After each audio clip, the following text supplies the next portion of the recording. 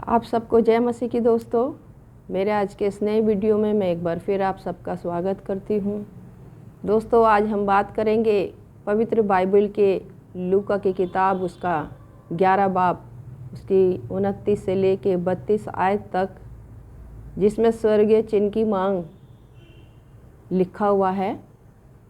और यहाँ हम देखेंगे, यहाँ पर कुछ इस प्रकार से लिखा हुआ है 29वीं आयत में कि जब बड़ी भीड़ इकट्ठी होती जाती थी तो वह कहने लगा, इस युग के लोग बुरे हैं, चिन्ह ढूंढते हैं, पर योना के चिन्ह को छोड़ कोई और चिन्ह उन्हें ना दिया जाएगा। इस युग के लोग बुरे हैं। यीशु मसीह बोल रहे हैं कि इस युग के लोग बुरे हैं। शायद इस तरीके की बात हमने यीशु मसीह के मुंह से बाइबल में कहीं और नहीं पढ़ी कि यीशु मसीह ने इस तरीके से पूरी भीड़ के सामने ये बात कही है। और वो कह रहे हैं कि इस युग के लोग बुरे हैं, यानी कि जितने लोग खड़े हैं, जो आसपास हैं, वो बुरे हैं। लेकिन वो क्यों बुरे हैं? वो कहते हैं कि लोग चिन्ह मांगते हैं। कैसे चिन्ह मांगते हैं लोग? कि हम अक्सर ढूंढते हैं, हम अक्सर देखते हैं लोगों में, हम अपने आप के अंदर ना देखकर हम लोगों के अंदर ढूंढते हैं। कहीं कोई पवित्र है, कहीं कोई परमेश्वर का सच्चाई से चलने वाला व्यक्ति है। और ये चिन्ह हम अक्सर ऐसे लोगों में ज़्यादा ढूंढते हैं जो परमेश्वर के दास या दासी होते हैं। खासकर ऐसे दास और दासी जो अपने पापों से फिरकर अपने आप को परमेश्वर को सौंपते हैं और बड़ी हिम्मत और पवित्र आत्मा को पाकर वो परमेश्वर की ओर कदम बढ़ाते हैं, परमेश्वर के काम में आगे बढ़ते हैं। कभी कभी वो सुसमाचार सुनाते हैं, तो कभी कभी वो गीतों को गाते हैं, तो कभी कभी वो दुआ या प्रार्थना करते हैं, या फिर परमेश्वर के कामों में, किसी न किसी कामों में वो आगे आगे रहने की कोशिश करते हैं बहुत हिम्मत के साथ। लेकिन जब वो आगे आते हैं तब हम जो लोग जो होते हैं, हम अक्सर ऐसे लोगों में ज़्यादातर ढूंढने की कोशिश करते हैं चिन्हों को। हम परमेश्वर जिसको माफ़ कर चुका होता है, हम उसको माफ़ करने को तैयार नहीं होते। हम चूकते ही नहीं उसको नीचा दिखाने के लिए, हम चूकते नहीं कि हम उसको वापस उसी जगह पे पहुंचा दे जहाँ से वो अपने पापों को छोड़कर अंगीकार करके परमेश्वर को अपना उद्धारकर्ता मान के आगे बढ़ गया। अजीज़ों, हम अक्सर ऐसे लोगों के अंदर चिन्ह ढूंढने की कोशिश करते हैं।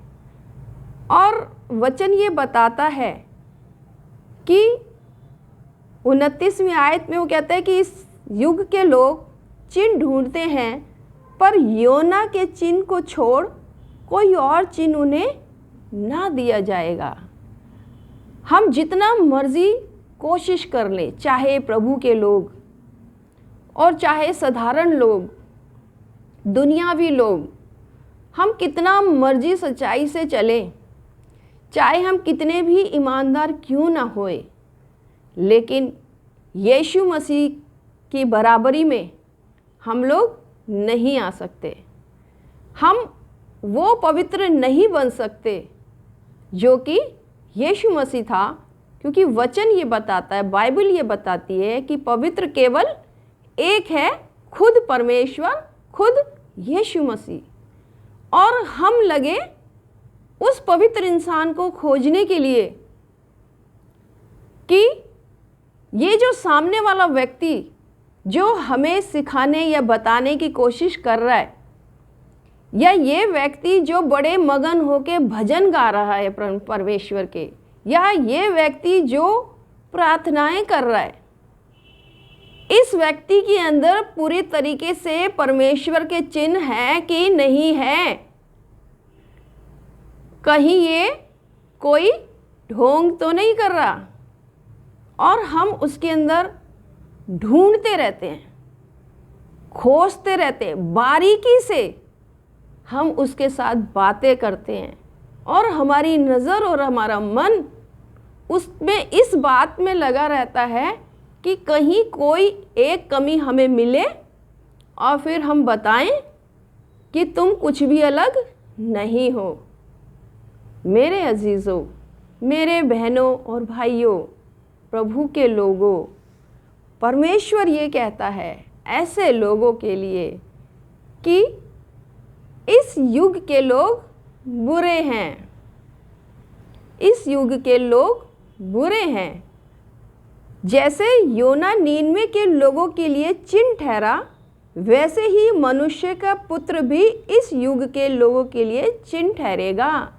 सिर्फ एक चिन्ह हमें दिया गया, सिर्फ एक पवित्र व्यक्ति हमें दिया गया, वो है यीशु मसीह, जिसने पूरी तरीके से पवित्र होके, पवित्र रह के अपने आप को परमेश्वर के हाथों में दे दिया।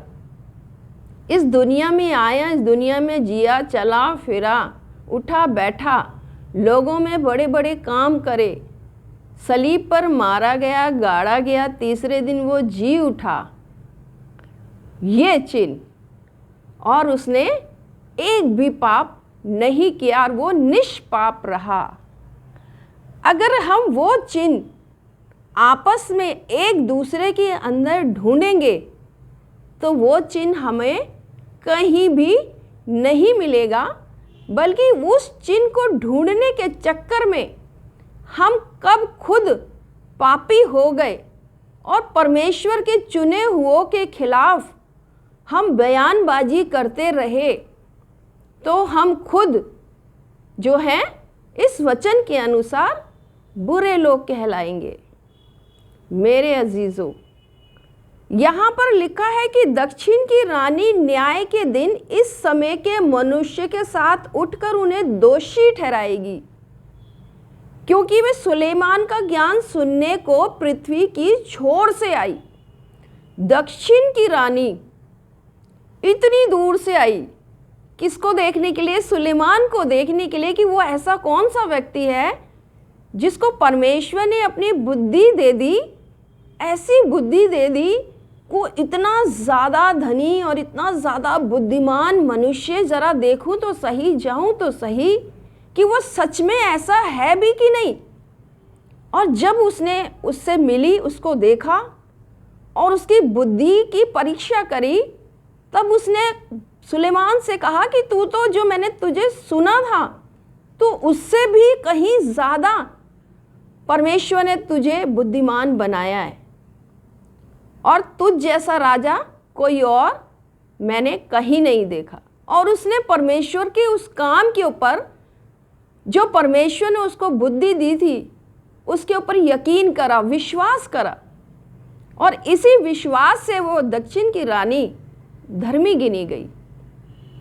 आज मैं और आप और तमाम लोग एक दूसरे के अंदर चिन्ह ढूंढते हैं, और हर बार हमारा रिजल्ट ज़्यादातर नहीं में आता है, और हम ना सिर्फ उस मनुष्य की बुराई करते हैं, बल्कि हम उसको उसके कामों पे भी देखते हुए, सुनते हुए, जानते हुए, उसके बाद भी हम उसके ऊपर यकीन नहीं करते कि परमेश्वर के काम इसके जीवन में हुए हैं।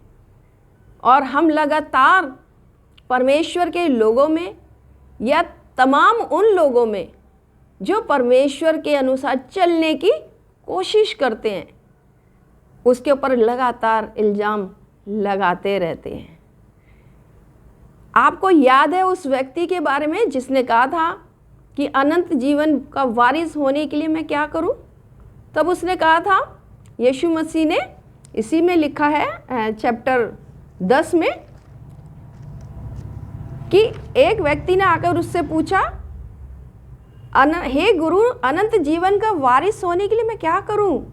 उसने कहा, व्यवस्था में क्या लिखा है तू कैसे पढ़ता है? कैसे पढ़ता है तू उसे समझ के नहीं पढ़ता? उसमें कैसे लिखा है?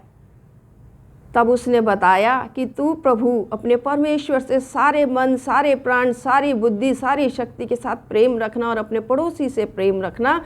यीशु मसीह ने कहा, ठीक है, तू भी ऐसी कर, तू भी ऐसी कर। लेकिन उसने बोला, तू भी ऐसी कर, और उसने बोला, तो मेरा पड़ोसी कौन है? ऐसा कौन व्यक्ति है जो ऐसा प्रेम कर सकता है? कहाँ है प्रभु ऐसा पड़ोसी? और तब परमेश्वर ने उसको बताया कि एक व्यक्ति था, और किस तरीके से उस व्यक्ति की जिसने मदद करी, उसके घावों में पट्टी बांधी, उसका इलाज करवाया, वो अच्छा पड़ोसी था। तो तू भी जा। उसने फिर पूछा, तो यीशु मसीह, तो मेरा अच्छा पड़ोसी कौन है? आज भी आप और मैं बार बार बस यही पूछते हैं परमेश्वर से कि मेरा अच्छा पड़ोसी कौन है। हम वो पड़ोसी खुद बनने की कोशिश नहीं करते, हम सिर्फ चिन्ह देखने की कोशिश करते हैं हर उस व्यक्ति में जो प्रभु के अनुसार चलने की कोशिश लगातार करते रहते हैं।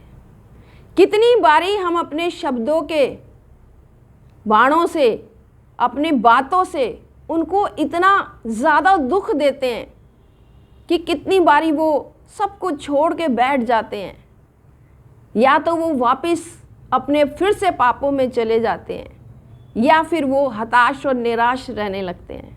मेरे अजीज़ों, मेरे प्रिय बहनों और भाइयों, यीशु मसीह ने उससे कहा कि जा तू भी ऐसी कर, पड़ोसी को मत ढूंढ, पड़ोसी को मत ढूंढ, जा तू ऐसा कर, तू अच्छा पड़ोसी बन जा। कैसे पढ़ता है? ध्यान से पढ़ो, ठीक से पढ़ो, और तू जा और अच्छा पड़ोसी बन जा। लेकिन हम वहीं के वहीं रह जाते हैं। हम दूसरों के अंदर कमियां देखते रहते हैं। क्यों? क्योंकि हम दूसरों के अंदर खोजते हैं, हम खुद वो पड़ोसी नहीं बनना चाहते, हम सिर्फ चिन्ह देखना चाहते हैं। इसमें लिखा है कि नीनवे के लोग न्याय के दिन इस समय के लोगों के साथ खड़े होकर उन्हें दोषी ठहराएंगे, क्योंकि उन्होंने योना का प्रचार सुनकर मन फिराया। एक ऐसी व्यक्ति का प्रचार सुनकर मन फिराया जिसने परमेश्वर की आज्ञा नहीं मानी थी और मछली के पेट में चला गया था आज्ञा ना मानकर। इतना बड़ा पाप उसने कर दिया था, और उसके बाद भी परमेश्वर ने उसको क्षमा करके उसको भेजा, और निनवे के लोगों ने उसके ऊपर विश्वास किया, उसकी बातों पे विश्वास किया। मेरे प्रिय बहनों और भाइयों, दक्षिण की रानी और योना नबी, इनको हम देखेंगे कि इन लोगों ने जब विश्वास किया, अपने आप को परमेश्वर के कामों को देखकर, अपने पापों को छोड़कर विश्वास किया उन चिन्हों को देख के, और विश्वास करने के बाद अब वो लोग उन लोगों के साथ जो परमेश्वर के लोग हैं मिलकर उन लोगों को, किन लोगों को? जो सदा दोष ढूंढते रहे, चिन्ह ढूंढते रहे, ऐसे लोगों को दोषी ठहराएंगे निनवे की रानी और निनवे के लोग, जिन्होंने विश्वास करा, चिन्ह नहीं ढूंढा, विश्वास किया उन बातों पर जो योना कह रहा था, उन बातों पर जो दक्षिण की रानी ने सुलेमान के अंदर देखा, विश्वास किया कि हाँ परमेश्वर है। तो मेरे प्रिय बहनों और भाइयों, आज हम अपने आप को परमेश्वर के क्रोध को हाथ में अपने आप को ना सौंपे, हम चिन्ह देखना बंद करें और अपने आप को परमेश्वर को दे दें। हम क्रोध के दिन की तैयारी ना करें, बल्कि अनंत जीवन के वारिस होने की तैयारी करें और एक दूसरे के अंदर कमी और घटी निकालना बंद कर दे और खुद को परमेश्वर के हाथों में सौंप दे। हालेलुया, प्रभु की स्तुति हो। आइए हम छोटी सी प्रार्थना करें। हालेलुया, प्यारे पिता परमेश्वर, महासामर्थी खुदावंद खुदा, प्रभु यीशु मसीह जी, मैं तेरा धन्यवाद करती हूँ एक और बार पिता, तूने हमें ये मौका दिया कि हम तेरे चरणों में आए पिता परमेश्वर। आज इस समय मैं तेरे से विनती और प्रार्थना करती हूँ पिता, तेरे वचन को सुन के प्रभु जी, जो आज पिता परमेश्वर तूने हमसे कहे हैं पिता, जितने लोग इस वीडियो को देखेंगे और पिता परमेश्वर हर एक उस व्यक्ति के लिए दुआ मांगती हूँ प्रभु, कि जब पिता परमेश्वर जी वो पिता परमेश्वर तुझसे मांगे पिता परमेश्वर, तू अपना पवित्र आत्मा उनको देना, ताकि पिता परमेश्वर वो अच्छा पड़ोसी बाहर ढूंढने ना जाए, दूसरों में ढूंढने ना जाए, दूसरों में वो चिन्हों को ना देखने में अपना समय बिताएं खुदा में खुदा, बल्कि पूरी तरीके से वो पिता परमेश्वर तुझे अपने आप को सौंप दे पिता परमेश्वर जी। हर एक उस व्यक्ति को छू लो खुदा खुदा, जो इस समय तेरे चरणों में आए, जिन्होंने अपनी आंखें तेरे लिए बंद करी हैं खुदा खुदा, छू दो खुदावंद खुदा पिता परमेश्वर, वो एक नए सिरे से पिता परमेश्वर तेरे बेटी और तेरे बेटे बन जाएं पिता परमेश्वर। तेरे हाथ में हर एक को सौंपते हुए, जितने तेरे आगे अपने सरों को झुकाते हैं तुझसे मांगते पिता, हर एक को तेरे सुरक्षित हाथों में सौंपते हुए पवित्र यीशु मसीह के नाम से मांग लेती हूँ, आमीन। आप सबको जय मसीह की। अगले वीडियो में मैं फिर आपसे मिलूँगी।